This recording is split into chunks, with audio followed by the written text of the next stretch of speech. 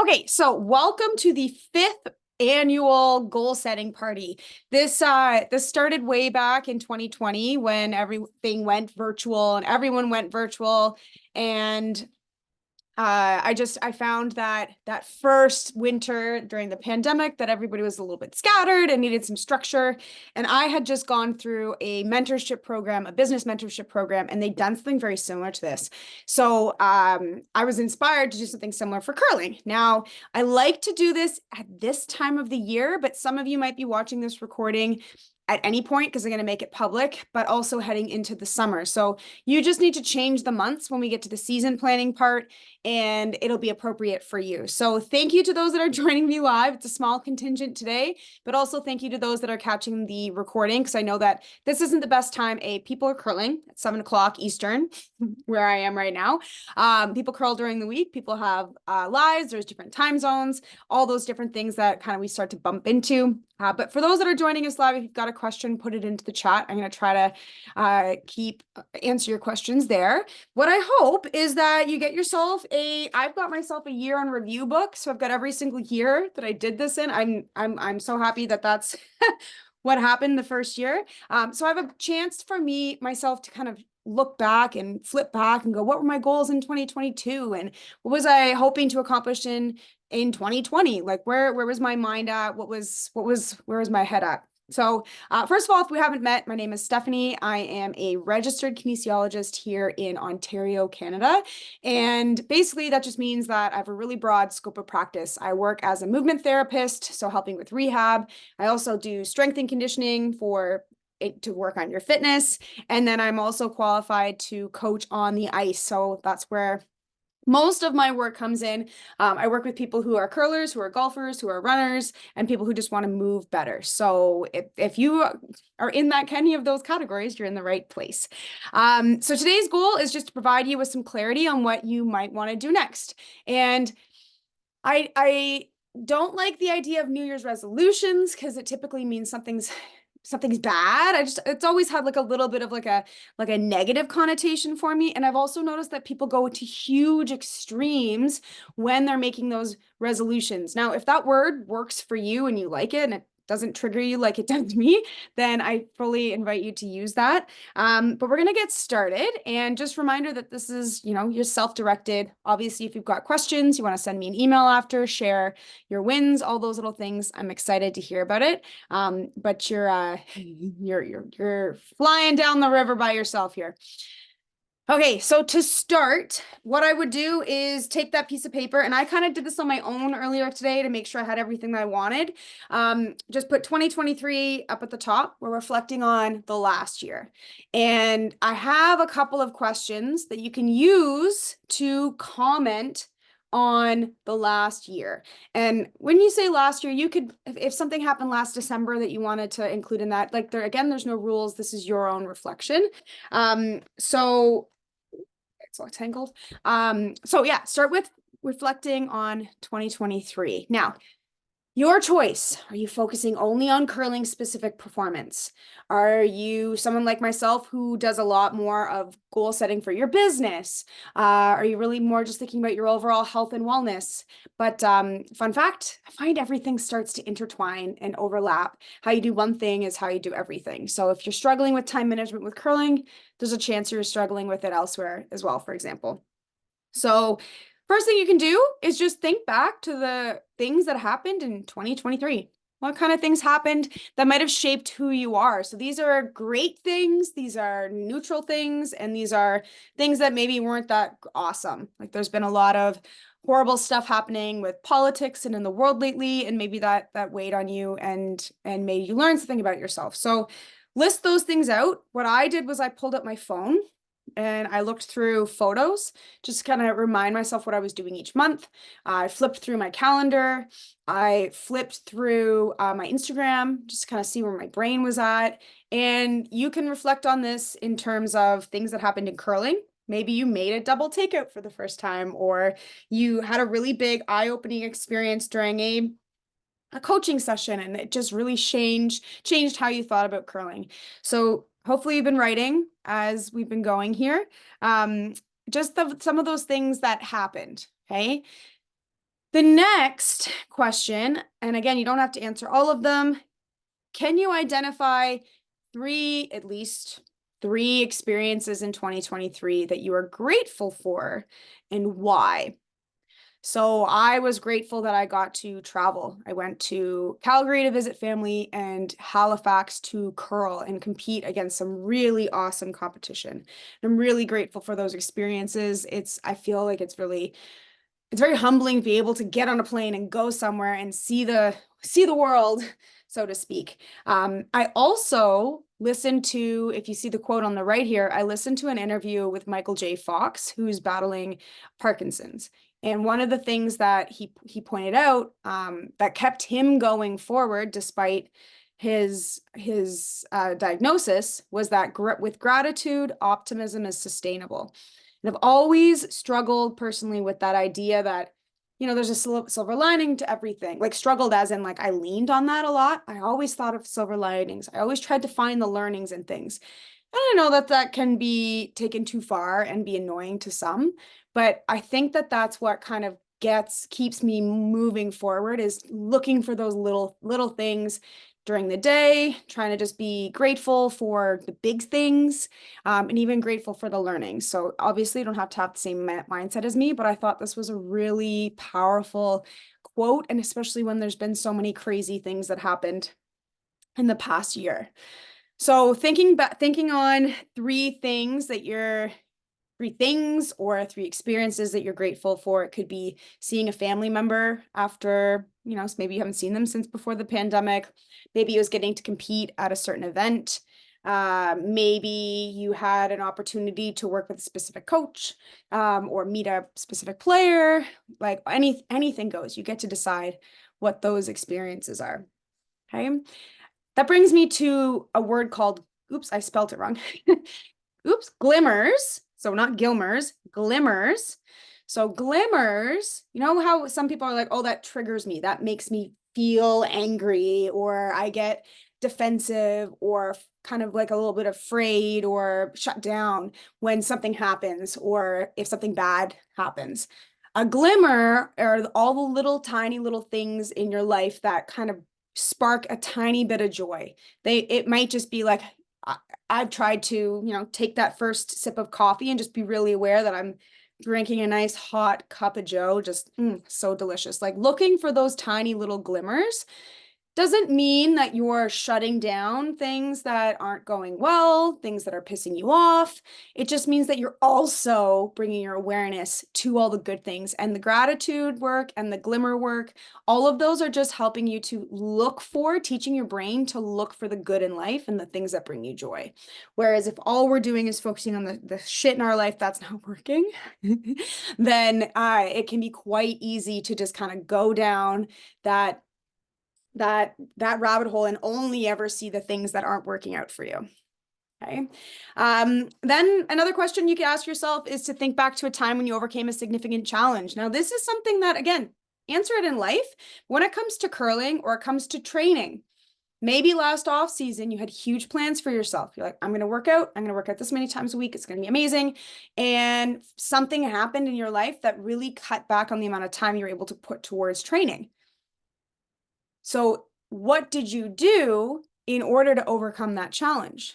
Like, let's say you got over it. You figured out a way to wake up a little earlier or get childcare, or you asked your coach, instead of 6 massive workouts, maybe you're going to do, or 3 massive workouts, maybe you're going to do 6 really tiny 15-minute ones just to make sure you sneak it in. What was something that you overcame? Maybe it was going into a tournament and ending up on the seaside, battling your way through the seaside to qualify, and then let's say you won the event. Or you really struggled with your release and you practice, you got some coaching, you did some video analysis, and you just figured out how to make that release happen better. Whatever it was, those were obviously curling specific goals. Maybe you had a player that you didn't get along with and you were able to overcome that scenario. Whatever works for you. The point of this is thinking about learning about those setbacks or those challenges and looking for the win in those setbacks or challenges. If you had a teammate that you weren't really getting along with, What kind of things did you learn about yourself on your quest to manage that scenario or move forward after that scenario? And I can't tell you what your answer is going to be, but hopefully that gives you something to think about. Hey, next, if you were to have a chance to redo 2023, like snap, it is now January 2nd, 2023. Is there anything you would approach differently? And I made sure I used words that were, would you approach something differently? Not, what would you do instead? Or do you have any regrets? More from the focus of, if something like this happens again, what would your approach be? How did you learn from that scenario? Very similar to that overcoming a significant challenge, but just, is there anything that you would approach differently? Would you plan ahead a little bit more on something? Would you, example, workout program, you came in hot, you're like, I'm gonna do 6 days a week, an hour, it's gonna be amazing. But in reality, you've got life, family, a dog, you wanted to do ultimate frisbee and it just wasn't feasible. And then you petered off and you didn't do your workout program, okay? Or you didn't do it to the best of your ability. Would you approach that differently? Would you prioritize your time differently? Would you set better expectations? Because 6 days a week plus ultimate frisbee plus all those other things, that's a lot, especially if you go to work. It's a lot, that's a lot. So just kind of reflecting on if there's anything that you would do differently. I didn't make a note on this actually. Interestingly enough, when I was looking at I listed all my key events. The first thing that I pointed out was that I was grateful for all of those key events, even if they were good or bad, because I learned personally something from them. And I listed all the different things that I was able to learn, which was pretty good. All right. Last questions on reflecting on 2023. What qualities and actions do you feel helped you keep moving through 2023? Again, you can answer that broadly, and you can answer it specifically about curling, and maybe your answer is the same. So what personality traits, what kind of things that you bring to the table on your team, what helped you keep moving, keep pushing forward, finding the next opportunity, overcoming those challenges? Can you not necessarily label, but can you identify the things about yourself that helped you get through 2023? Because I think that that's a good moment to be like, okay, I have some skills to power through. Okay, so thinking about and globally reflecting on 2023, what happened in December, January, February, all the way through. So you're looking at the end of last curling season, off season, and the beginning of this curling season. Kind of a weird place to do a reflection, but it's a good place. It's still kind of a nice place because I find the reflections in the beginning of the off season great because you're about to start your training and it's going to be so good. And you're like, okay, I'm going to work out. But the reflection now, it's like you've had the first half of the curling year, you got a break, and now you're having a chance to kind of refocus again and then do the second half. So in reality, it'd be kind of neat if you could do now, before the off season, after the off season. And I've got 3 little check-ins throughout the year just to see what's going well for you, how are you struggling, and what kind of things should you be putting into place. Okay, if someone really wants me to pause here so they can finish writing things down for 2023, feel free. We're going to move on to 2024.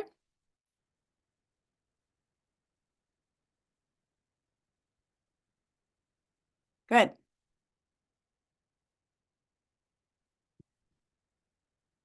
All right, this quote on the right, I love quotes. This quote on the right, I think I think I mentioned it last year at this time, but I think it's pretty powerful. So the quote is, what got me to where I am at now? What got me to where I am at now won't get me to where I want to go next. So what got me here won't get me there. If I'm looking back and I was at one place in time in my life, what got me to where I am today from there and where I want to go ahead, they're going to be 2 totally different things. And this is just another one of those ways of saying that you can't just You can't keep doing the same thing over and over and over again, expecting different results. And I'm just going to rant for 42 seconds. You can time me if you like, that I find a lot of curlers learn how to curl. They figure it out, they're doing pretty well, and then they stop trying to learn. Now, I'm going to pause you for a second, pause myself for a second, is that yes, you need to take that. You can't be learning something new every single week and changing things up all the time. You need to learn something and then implement it and then compete with it and then maybe do another assessment and implement it and compete with it. You need to have that kind of like amount of learning and applying and growing and moving forward. But at the same time, I do notice this is more for my older curlers, not necessarily older, but like people who've curled for a long time. What got you to where you are now might not get to you where you want to go next. So if you're finding yourself and you're like, I'd like to be at the time, I started at the bottom of my curling league. Now I want to be I'm kind of in like the B section, maybe got an A, B, and C. So you crawled your way up from C up to B. And then now you're trying to get into the A. You're trying to be that team to beat, that player to beat at your curling club, or that player that's, kicking ass while they're sweeping, or a great judger, or they just always make their draws. What got you to where you are now won't 100% get you to where you need to go next. So if you feel stalled, time for a little bit of a shift. Okay, that's all I'm saying. So this one, looking ahead to 2024, is all about growth mindset. Where can I improve? What are my opportunities for improvement? We shift back and look at 2023 and say, almost kind of pick out, these are the qualities of myself that are doing really well. These are the things that are going really well for me. This is how I got to where I am now. And you're likely going to keep those things moving forward, and they're going to assist you. I'm not just going to throw it all away. But if we were to start to daydream about 2024, what hopes and dreams do you have? What do you, this is kind of not necessarily your intentions. This is like, what are the things in the next year that would be really cool for you to accomplish? And I encourage you to have big, hairy goals as well as some small goals. Okay, big, hairy goals as well as some small goals. And I'm going to allow it to be outcome goal. I want to win this tournament. I want to, I'm blanking on win a tournament or qualify in this event or have this many wins in a season, or I'm blanking again on other outcome goals, but it could be a certain PR in a 5K run. It could be maxing out on a certain number of push-ups. So you could be looking at fitness, you could be looking at curling, just kind of daydream about 2024. What might it look like, sound like, feel like? What hopes and dreams do you have? And I've got big dreams for the 2024 season. I was just happened to kind of look at the dates. I had a LinkedIn notification pop up and was kind of baffled at the fact that this summer will be the 10th summer that I trained a curling team, specifically on purpose. I had trained teams before that, but they were always my team, and it was kind of unofficial. It was kind of like pulling together a couple of resources here and there and sharing it, and maybe signing up for give it a try triathlon, or just making sure people were doing their push-ups. Like, it was really informal. But it was now I don't even know what year it was, 10 years ago, so it must have been 2013. Checks out. I had my very first team that was not my team that came to me looking for training. Oh, it was kind of cool. I had 2 teams that year. It was very cool, plus my own. And yeah, we've come a long way. So this is the 10th year. I'm going to make it big. I got big goals, and I'm going to put it out there, list off a couple of my goals.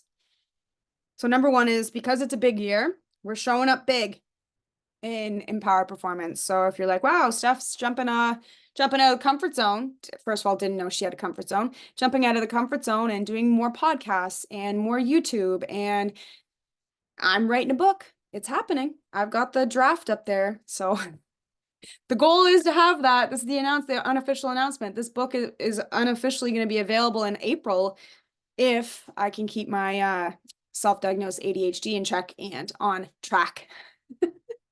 So yeah, that's the excitement. It's going to be a curling fitness book, of course, and it's just going to be an introduction to off-season training specifically for curling. So a lot of the stuff you've seen, if you've been around before, if you've worked with me, if you've done any of my webinars, but it's going to be kind of neat to have it in print and have it kind of out there. So yeah, that's 2024 me. We're coming in big, writing a book, and yeah, lots of other fun stuff for the business. So stay tuned for that if you want to know what's happening more with Empowered Performance. Okay, so a couple more questions. When you look at the next 3 months, so you let yourself dream. Hey, you've got some big dreams. And you know what? Sometimes when you start to dream big like that, like this book has been something that I wanted to do since probably 2020. It's been in the back of my mind. I've always thought it'd be really cool to write a book, but it's been percolating, and I'm pretty sure I wrote the outline for it in 2021. I wrote the outline for it in 2021. So the goal was in 2021, the dream, but you might have to shift those goals once you realize what goes into making a book, which is a lot. But anyway, so look ahead at the next 3 months, 6 months, 12 months, whatever you need be. And I'm going to just sneak ahead here. We are going to do a season planning. So we're going to go through every single month. So if you want to start that out and just list all the months out, maybe start to put some of the big goals in to that space, then I invite you to do that now. So you've got your 2023 reflection, your 2024, you've got your big dreams, and then next we're going to start listing out all the months that happen and start to put big things in. So if you're like, I want to win the U5 national championships in the States next year, find when that is, could be right now or later, and plot that in so you know exactly when that's going to be. Hey, so if there's anything in particular you'd like to accomplish at a certain time, maybe it's a 5K race, maybe it's not curling specific and you're gonna go see a symphony or take up pottery or go visit family, then of course plop those in there. You get to write in whatever you'd like. Okay, this is your calendar. All right, now I think this is an important piece. And honestly, I wish I did this more often with clients, so I'm gonna start sneaking those in.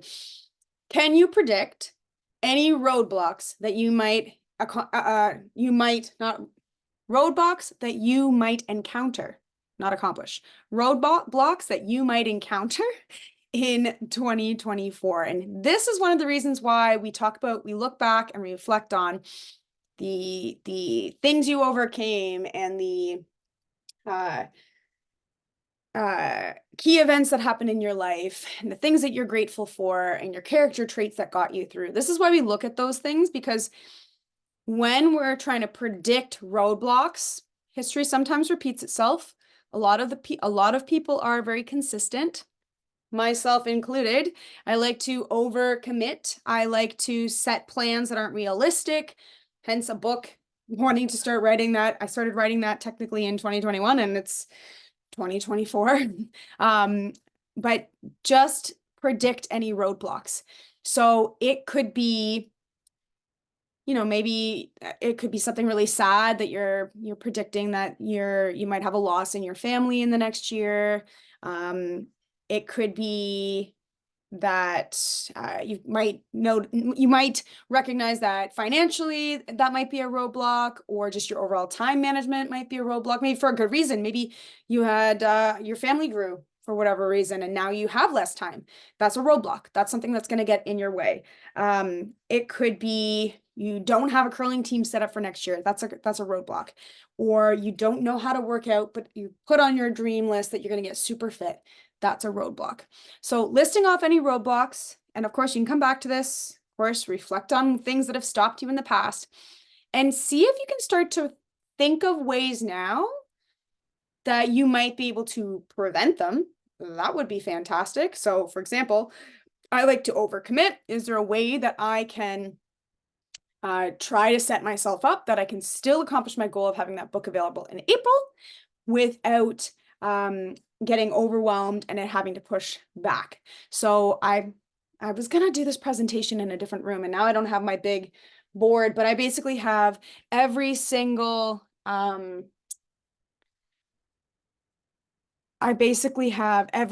month, again, big whiteboard, and all the different things that I'm going to accomplish and my benchmarks as I go through each month. That's why I've kind of got that piece up there. This is a fun question to ask yourself. What do you have to say no to? And what scary things will this allow you to say yes to? So let's keep a really simple example. I have to say no to scrolling through Instagram at 6 a.m. when my alarm goes off because I want to lie in bed for half an hour longer. I have to say no to that, which is going to allow me to say yes to launching that book in April. Hey, I have to say no to going out late on Saturday night to party because in the morning on Sunday, I've got curling practice, team curling practice, individual curling practice, whatever, your coach is there. But it's really early in the morning and you know you need to say no to that to that party the night before so you can get really good rest and be in a good headspace for that practice the next day. I'm not telling you what to do with your life. I'm just wanting you to think, what do I have to say no to that's going to kind of open up opportunities for you to move forward with your performance or with your with your life. Okay. Maybe it's you're looking at, okay, I'd love to do an off-season training program and I've got the pricing for it, but it's pretty expensive.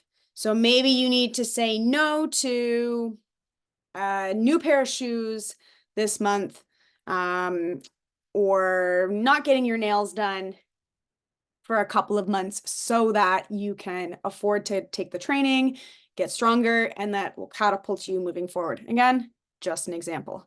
Last thing I'm going to point out is the performance gap analysis, which I'm going to share at the end, just in case no one's ever seen it.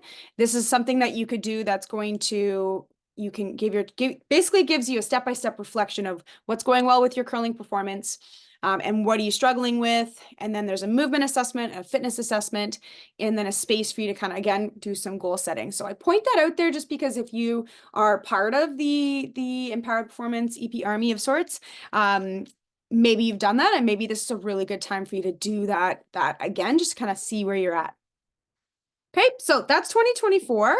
Now what we're going to do, if you haven't already written down your goals, you're going to write them down. Okay, if you haven't already written them down, I want you to write them down. Again, just write down big goals for 2024 or beyond, right? Maybe I've got book on here and it ends up being a 2025 thing. The world will not end if that's what happens. So outcome goals are things like winning the tournament, winning the league, qualifying for an event, getting on a good team. But performance goals are how you're going to, when you look at winning that event, how do you look? So let's say you're going to win the Scotties. You're going to win the national championships in Canada, okay, for curling. How are you going to do that? What do you look like when you win that event? You've got great balance, you've got really good weight control, your accuracy is on fire, you're really consistent with your release, you're really good at judging rocks, you're really good at strategy, you're really good at communicating with your team on and off the ice, all these little things, you're not sore, okay? So if you're looking ahead and going, okay, this is my big thing, I want to accomplish this year, what is that going to look like? Now that gives us what are called performance goals, okay? So performance goals are often quantifiable. So a specific shooting percentage, if you've got those stats. It could even just be you remembering after a game, I made 3 out of 4 hits and I made 5 out of 8 draws and just kind of keeping track of those stats, okay?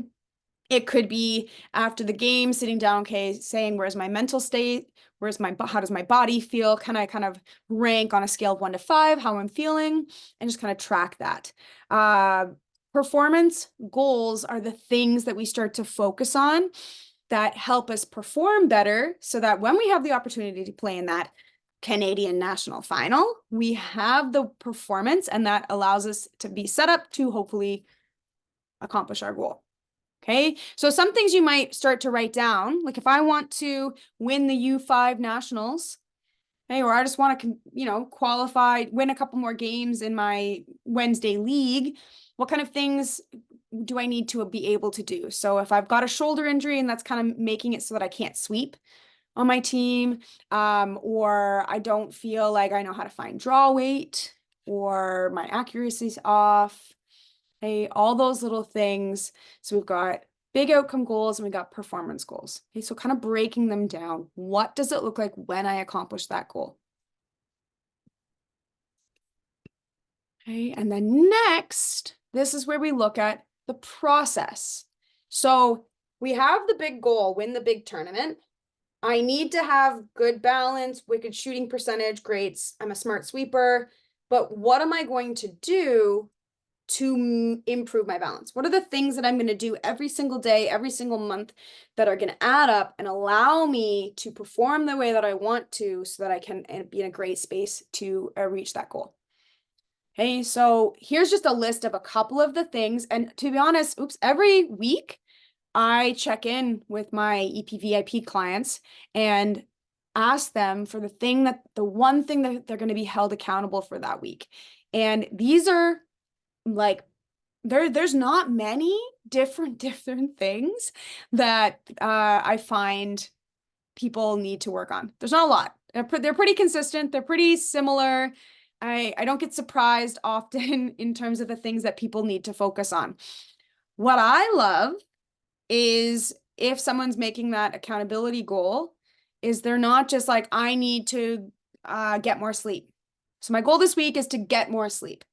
I want to be held accountable for getting more sleep. And then my follow-up question is, well, how much more sleep? Like, give me an exact number. Okay, what does that mean then? What time do you need to go to bed at? What time do you need to start getting ready for bed? Okay, so giving you more specific so that your goal isn't actually your outcome goal is 8 hours of sleep, 6 hours of sleep, what have you. But the piece that you really actually have to focus on. You can't go all week going, I need more sleep, I need more sleep, I need more sleep, because that doesn't accomplish anything. But if it's, I am going to be in bed, phone off, reading a book at 9:30 so that at 9:45 I can turn my light off, do a meditation, and fall asleep. Okay, so giving yourself something really specific to focus on, like a bedtime routine, can be really helpful. So here's a couple of things, and I just listed these out that are going to be helpful for helping you accomplish your goals. Okay, so if your goal is better balance, well, first of all, why don't you have better balance? Is it a technique thing? Do you need more practice? Or is it a movement thing and you need to do more mobility work and strength work and figure out how to own that delivery position? So what are you going to do to accomplish that? Okay, so that could be doing a daily mobility activity. 1 exercise, 2 exercises, 3 exercises. Okay, it's getting all 4 workouts in or what have you. Okay, so some process pieces that you could pay attention to are daily mobility work, a bedtime routine, setting out exercise clothes the night before. Often if people are like, my goal is to work out at 6:30 in the morning and it's going to be great, da, da, da. I actually shift it. I'm like, okay, yeah, that's the outcome goal. That's what the performance goal. That's what we're looking for. But what we're going to focus on is the night before bedtime routine. But that bedtime routine includes getting your exercise clothes out, putting your running shoes by the door, making sure your keys are by the door, make sure you've got a snack, you've got water, you've got even your day-to-day, your daily outfit picked out so that when that alarm goes off, there's a lot less things to think about. And it just makes it so much easier, more foolproof to get up and get going. Okay. So set out exercise clothes night before. One of my favorite tips to give people. Vegetable with every meal. A lot of the times people are like, okay, I need to cut out sugar or I need to drink less coffee. Well, let's focus on what you're going to do more of. So if you give yourself a vegetable, for example, at every snack, you're less likely to have the time to eat the sugar, and you're probably getting a little bit of a sugar kick, especially if it's like something like carrots, and you're getting the fiber, which is filling you up. Okay, so as an example, vegetable with every meal. Adjust your training to match your goals. That's a great process focus. So make sure that your training matches your goals. And that kind of comes back to that. My goal is 6 times a week for 2 hours and it's gonna be great. But then you realize that that aligns with your goals, but doesn't align with your life. So making sure that lines in there. Okay, setting out exercise clothes the night before, daily mobility work, bedtime routine, vegetable with every meal. This next one's one of my favorites. Put workouts in your calendar. Put them in your calendar. Go into the calendar, whatever you use, whether it's a big calendar on the wall, whether it's your phone calendar, whether it's a journal calendar, put them in there. you could be just workout, you could be really non-specific, or you could literally sit each week and plot out when you're going to do each workout. Hey, when are you going to practice? What are you going to practice? Okay, so you're plotting ahead so that you don't show up to practice or, are driving home from work going, I could practice or I could go home and eat chips. Chips sounds much better. I love chips too. I don't have a plan. So you know what? I know exactly what chips are at home. I'm going to do that. It's an example. On that, always have healthy snacks ready to eat. When I'm grocery shopping, I'm trying to pick things that are easy to put together to have good snacks. So always I love popcorn, having protein available, having frozen fruit to make smoothies, granola bars, anything that you decide is healthy and nutritious. Okay.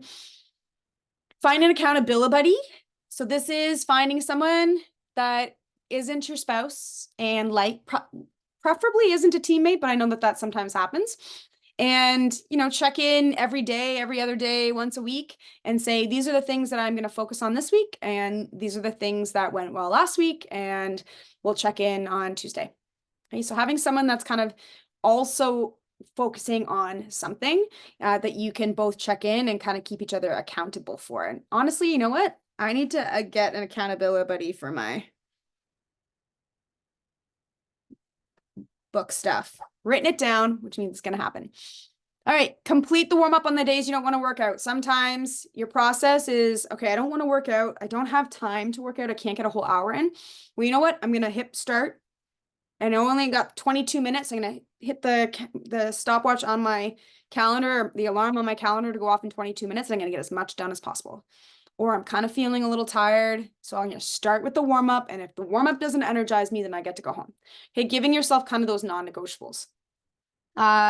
Daily meditation, breath work, track workouts, and practices to measure your progress. I think this is a really powerful one. Those process pieces, especially curling practices. I feel like we need to have more things that we can measure when it comes to curling practice, more things that we can, like even if it's just saying, okay, I'm going to, count the number of rocks that I throw, count the number of rocks I get in the forefoot.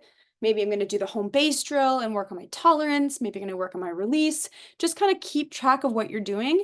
And that's going to, build confidence because it's a giant list of all the things that you're accomplishing.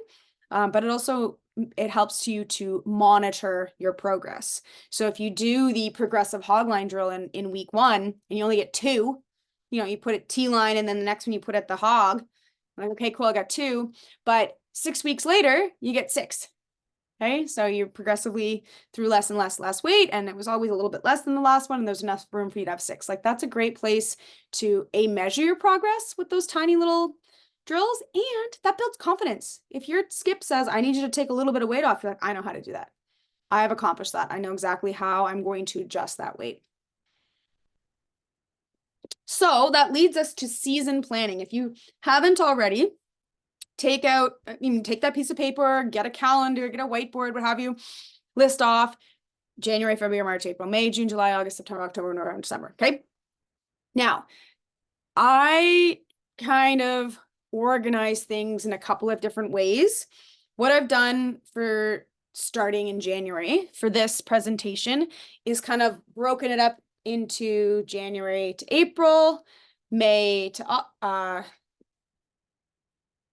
August, and September to December. So organize this however you'd like. Okay.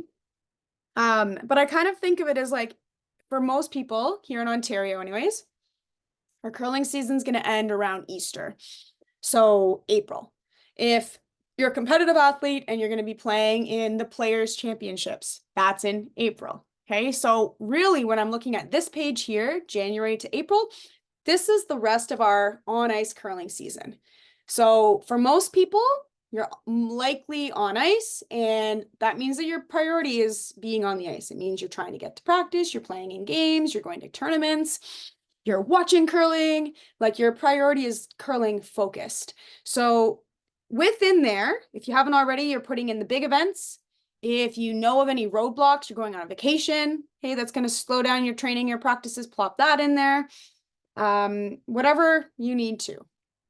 Okay, I've just listed off some of the things that might be of focus when it comes to practices and training. So off ice training and on ice training for curlers. Okay. And again, you get to do whatever you'd like. I've just kind of tried to make this a little bit more concise for you. So January, February, March, April, curling, our priority is curling and being on the ice.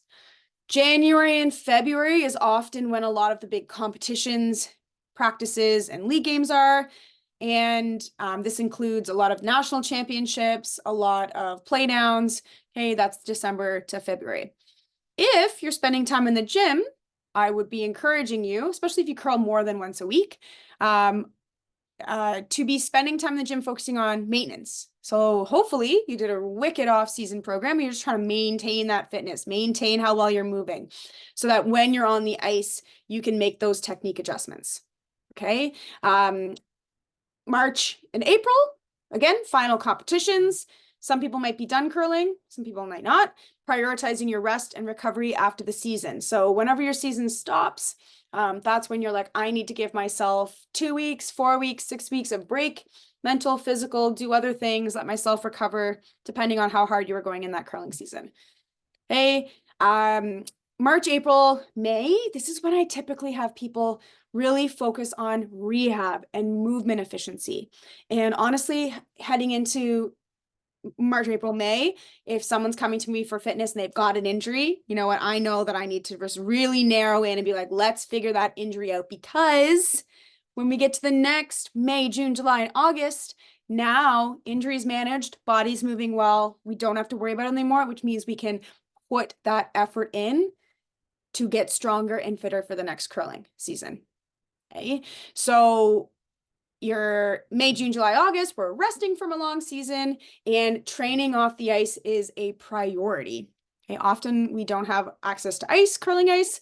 This is our off season. This is when we're really focusing on getting stronger and getting fitter. So again, kind of now, January to March, April, you're on the ice, but then you're also trying to manage, once curling's done, you're trying to manage your injuries, kind of get your body feeling and moving really well so that you can focus on fitness. So again, April and May, kind of more like rehab-y time. And then that lets June, July, and August, if your curling season starts in September, October. So June, July, and August is for getting fit as hell. Hey, so this is where I recommend that we start to incorporate those performance gap analyses. So you'll notice that I've got one set to be done in May, and I've got one set to be done in August. And then I didn't have it on January, but you could do it December, January, kind of depending. Ideally, it's something maybe you might have done over the holiday break. Because if you've got a big tournament coming up, then you probably don't want to be doing max out lifts and all that kind of stuff. So performance gap analysis, again, kind of recommend you do this 3 times throughout the year. I'm going to share it. I'm going to make sure it gets shared. And if I forget to share it, please don't. Here, you know what? PGA. I'll make sure I share it in the bottom of this video. Okay. We're taking a break in May. So often most people aren't curling in May. Not much curling happens in May. So take a break from curling specific activities. Take the time that you need so that you can come back to physical training, ready to rock, so that whenever you step back on the curling ice, you're ready to go, versus trying to power through, never taking a mental or physical break, and it's tiring. If you start training, this is when we focus on general physical preparation and prioritize moving well. There are a lot of spelling mistakes in this presentation, and it's kind of pissing me off. Okay, prioritize moving well. Moving well is kind of one of those things where if you can master that, if you can figure out how to move well all year round, your fitness improves, your curling technique improves. I think it's just kind of like that linchpin that a lot of people kind of miss. They just think it's fitness, they think it's cardio, they think it's CrossFit, but if you're not moving well, you're going to be struggling. Hey, so May, June, general physical preparation, prioritizing moving well. June, July, we're building strength and endurance. Okay, so we're kind of phasing the training. This is what the book's all going to be about, okay, my friends, how to make sure we're phasing our training properly. July and August, we're introducing power and high intensity intervals. So now we're taking that moving well. So we've got the endurance, we're moving well, we've got the strength. Now we're focusing on power and high intensity intervals. We're introducing slow brushing intervals, hill intervals, all those fun things. And I apologize. I don't know if you're gonna be able to hear this on the recording, but my dog is snoring mighty loud, and my microphone I can't hook it up to this computer. I got a new computer. Mic doesn't fit. Yeah, we'll troubleshoot that later. August, depending on what you're doing, I'm always doing camps in August, and I know a lot of people do high performance camps, hot shots, all those kind of fun things. So for me, my off season kind of ends in August. So I'm personally focusing on May, June, July, getting really strong. And August is when I'm trying to maintain and transfer being onto the ice. So again, depends on what it looks like for you. You might be shifting these things throughout the year. And it's kind of crazy to think this big ahead in January when you haven't even set your curling specific goals for September. But I think this is important. Okay, so camps and team practices in August and a performance gap analysis, kind of see what your off-season training did for you. Then we've got September, October, November, December, preparation for curling season and competition season. So again, September, October, kind of camps, team practices. We're transferring our off-ice learnings onto the ice. We're focusing on technique, maintaining fitness, establishing good curling season routines. Excuse me. Hey, making sure that, again, we're moving well, we're feeling good, and we're ready to rock. November, December, again, maintaining fitness, moving well, and we're going to be enjoying our time on the curling ice competing.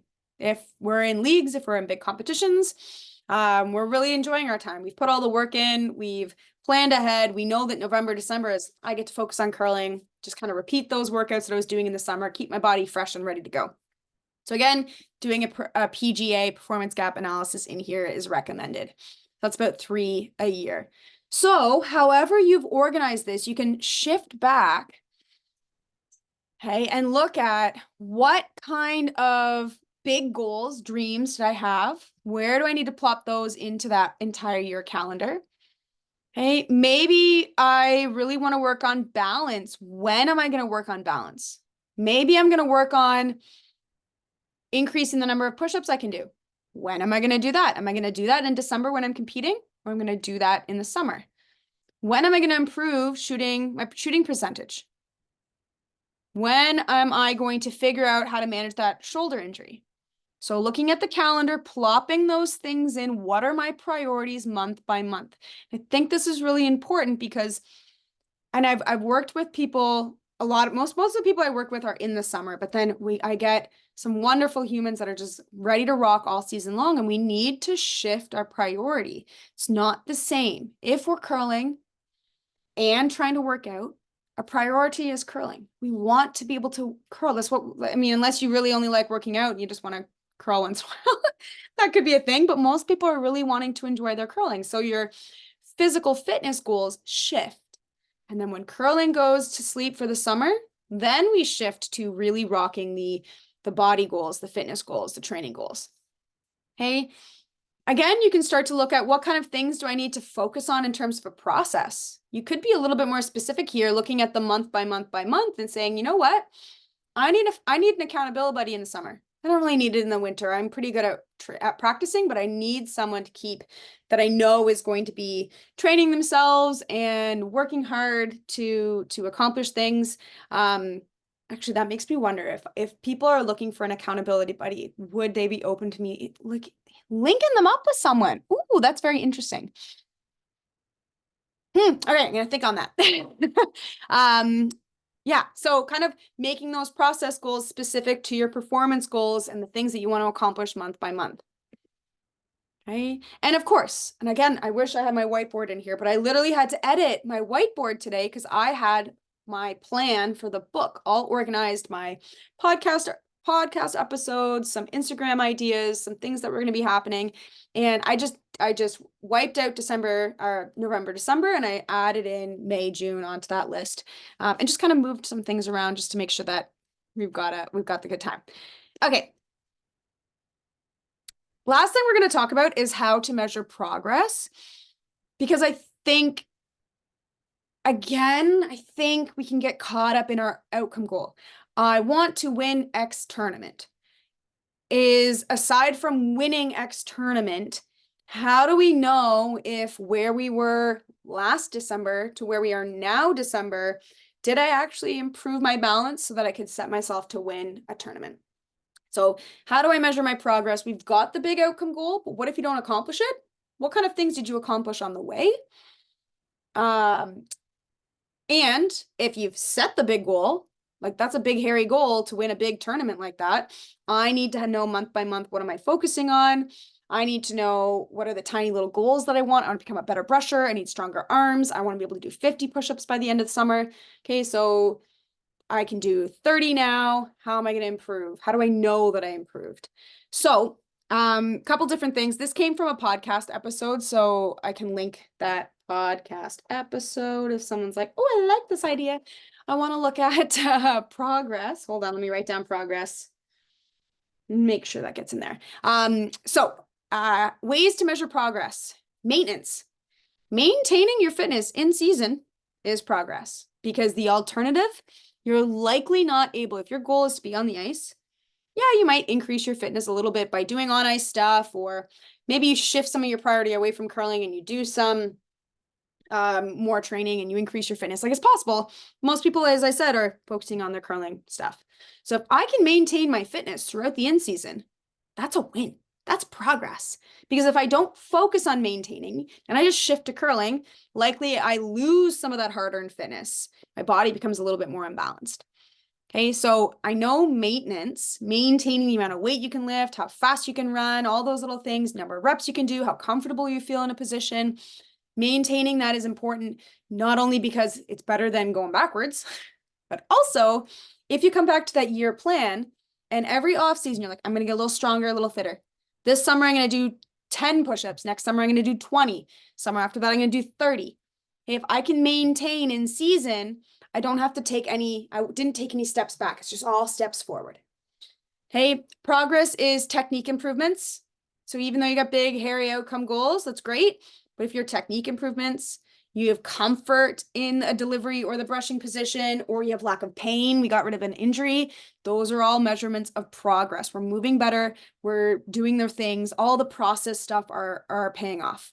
If you can lift more weight, that's the obvious one. If you can do more reps, that's an obvious one. If you feel stronger and fitter, this is why I hesitate whenever someone wants to make aesthetic goals or weight loss goals. I let you make them, from my perspective anyways, you can do whatever you want on your own. I let you make those weight loss goals, for example, on your own as an outcome goal, but then we shift it to performance. Hey, do you want your shirt to fit a certain way? Do you want to be able to hold the plank this long? Do you want to be able to run this long? Shifting it to performance, because we can actually see that adaptation happening in real time, whereas weight loss is frustrating. And often people just want to look a certain way. It doesn't really matter what the scale says, right? And then we're focusing on our process. We're not every single day waking up going, I need to lose 3 pounds. No. I'm waking up and I'm going to bed and I'm putting my exercise clothes out. I'm waking up and I'm drinking a glass of water at the beginning. I'm doing my daily movement pieces. All those little things help to add up. If I have better control at various tempos, that kind of goes with our technique. Okay, so that's curling technique, that's movement technique. I can do more volume. I can practice more often. I can throw more rocks. I can play more games without getting sore. That's a huge one. If you can play more games without getting sore or getting tired, you can rebound faster between shots, rebound faster between games. Like, you're in a great space. You're a leg up on the competition who are sore and tired and distracted by all that when they're out on the curling ice. The habit of training or practicing. So if you gather a new habit, that's wonderful. That's progress. Those are things that are, edging you towards your goals. And you can, of course, use a performance gap analyses once, twice, 3 times a year to kind of adjust and see, am I getting stronger? Am I maintaining? Am I reaching the goals that I want? Now, one of the things I mentioned that I do with my EP VIP is that every single week I ask you to have one thing that you want to be held accountable for, one thing that you're going to focus on that's process focused, that's going to help you accomplish those goals that you're setting. But the other thing that we do is kind of a gratitude or a glimmer exercise, and it's looking for your wins. Okay, so typically in a perfect world, this week's accountability will become the first win of next week. Okay, because let's say I wanted to, my goal is to do 4 hours of work on my book this week. That's my accountability, and I'm going to do it. I'm going to wake up at 6 a.m. My alarm's going to go off, and I'm not going to let myself look at my phone, and I'm just going to get up and I'm going to do it. And as long as I sit down and start for 4 times that week, I'm really happy. I'm really excited. Okay. Next week, I get to celebrate my wins. Did I accomplish that goal? Did I get close? Let's say my goal was 4 and I only did 2, because that's happened a few weeks. I'm still really excited about the 2. Hey, life happens. We're still going to celebrate the 2. So all of these little things, my technique improves, my pants fit better, I feel stronger or fitter, I could do more reps, I could lift more weight, I was rebounding between shots faster, I wasn't sore after a game. All of those things, we want to celebrate those every single week. So feel free if you want to add in a little bit of a win or a check-in for yourself.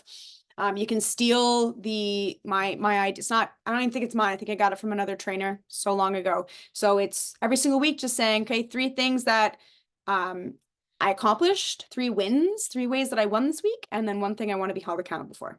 Okay, a great little exercise. Fantastic. Okay, anybody who's sat through the live, very, very grateful for you. If you've got any questions, I want you to put it in the chat now. You want to share a big goal. I won't say your name if you don't want me to. You can share a big goal for the year. I'm just going to kind of go through a couple of the ways that I can help, and I will be sharing the in-season menu for you at the bottom of this. And just note that the January is the last time that we're going to have these prices for things. I haven't changed my prices, I don't think, since like 2020, maybe 2021. So prices will increase starting February 1st, 2024. So if you're like, oh, I really want the yoga for curling classes, live or recording, see, look at that. Spell check. Then yeah, you want to get those at 2023 prices. You want to get in on that now. And then yeah, I will be sending out a new menu starting in February 1st.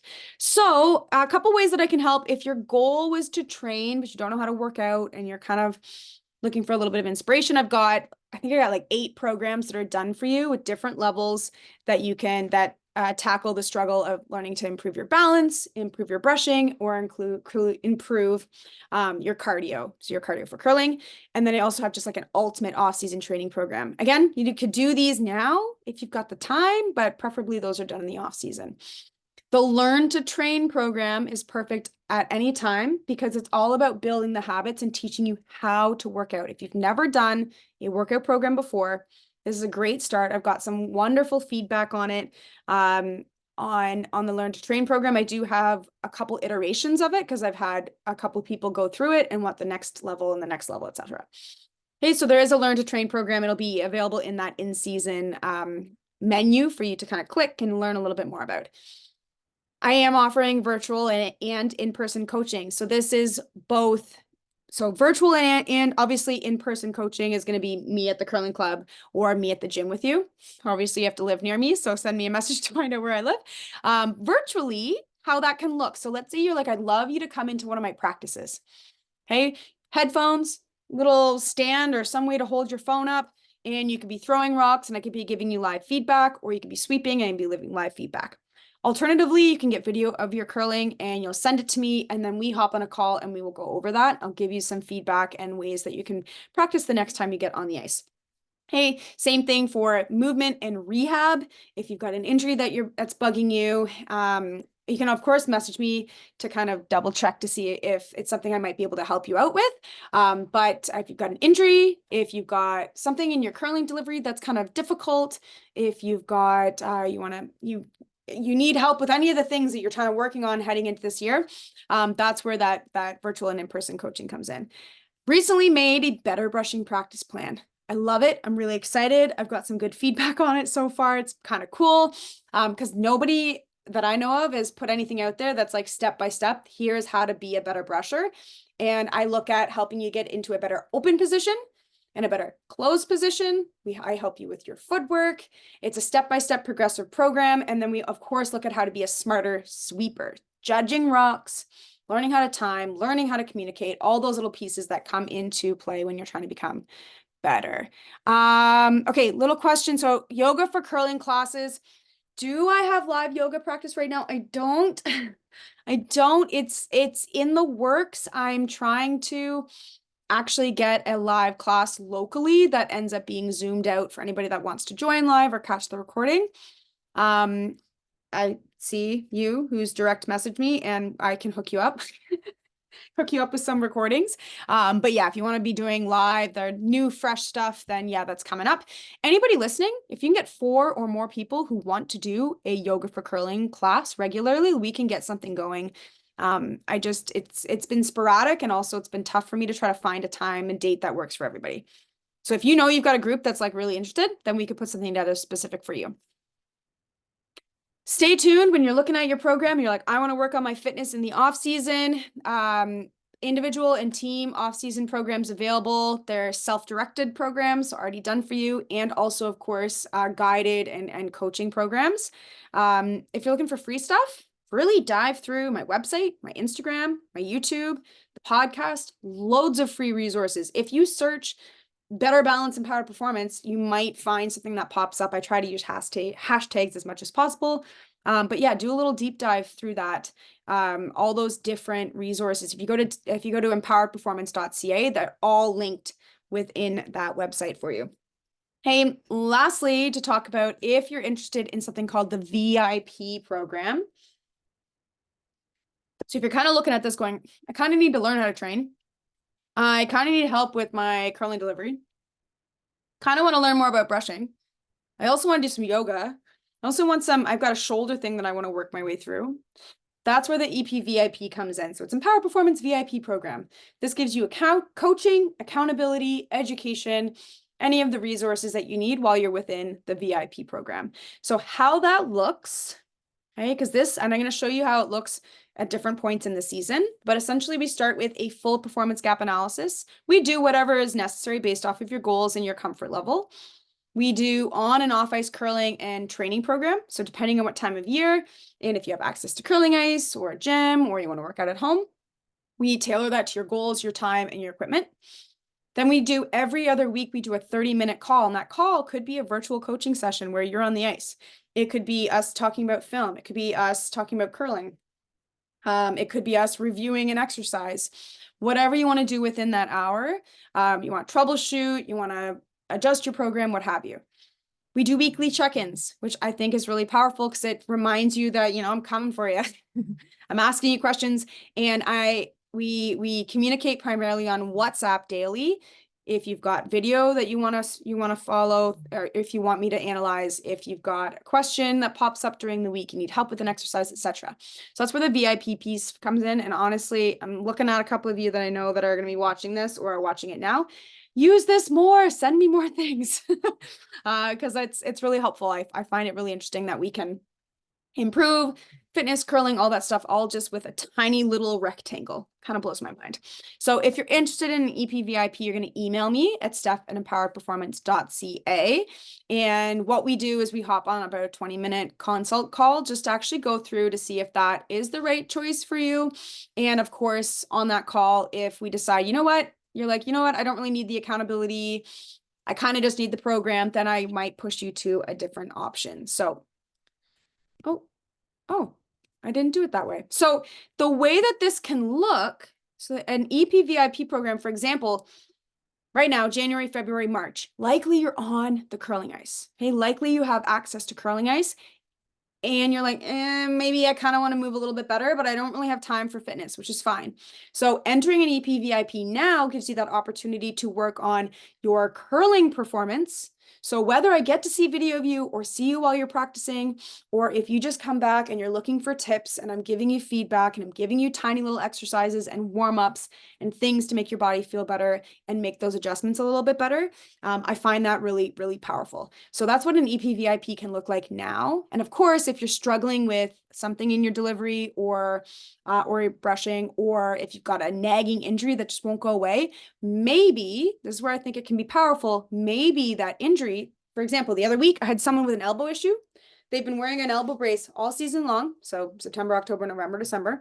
Okay, and I worked with them mid-December, and we adjusted how they were sweeping, and I gave them, I didn't give them too many exercises because they were seeing a physio, but the physio wasn't working because we didn't change the technique. It was the technique that was pissing off the elbow, and the physio was managing it, but we needed to make that technique adjustment. So I think this is a really powerful time of year. If you've got knee pain, and maybe it's how you're getting into the hack, maybe it's how you're putting that foot down. Maybe you need to strengthen a couple of muscles specific for curling. So that VIP program can be really powerful right now.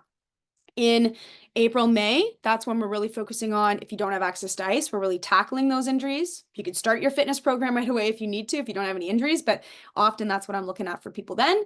And then of course, when the off season happens, it's all off season work. We're focusing on fitness, but take those videos.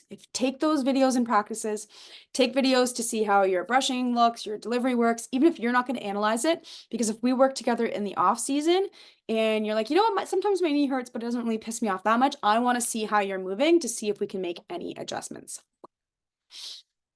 Last quote. This is my favorite quote. It's probably popped up in every single one of the 5 goal setting parties. I create and allow everything in my life. Pretty powerful. I've made it the background on my phone a few times. It's a pretty good reminder that we are kind of the masters of our ship, the captains of our soul. When I'm lying in bed at 6 in the morning and scrolling through my phone, I'm not getting up and I'm not reading my book, I'm allowing that to happen. Okay. And you know what? I know what it feels like. I'm giving you that example because, more often than not, I'm like, you know what? I don't need to write the book now. I'll write it later. I'll snuggle in bed a little longer. Okay. But it needs that reminder that we create or allow everything in our life. There's stuff that can happen out of our control, but I think it's really powerful to remember that we are steering the ship and we have the chance to keep ourselves on course, especially if we've got everything we've got the arrow pointed north. We know what we're working on each month. Even if we slip, it brings ourselves back. So, you got any questions? I need any clarification regarding this workshop. You want to learn more about program offerings. You've got something that you want, but I don't have yet. I didn't list there that I'm running brushing clinic, or my plan is to run some brushing clinics this second half of winter, so like in-person brushing clinics. So please don't hesitate to reach out if there's things that you're like, yeah, this would be cool, let's do this, or I need this. And of course, if you're not certain which program is the right fit for you, you can email me to set up one of those consult calls. So thank you. We did it. I didn't take too much time. I'm going to stop the recording here for a moment, and anyone that joined live, if you want to ask any questions, then you can. So thank you. Happy 2024 and cheers to a new year, my friends.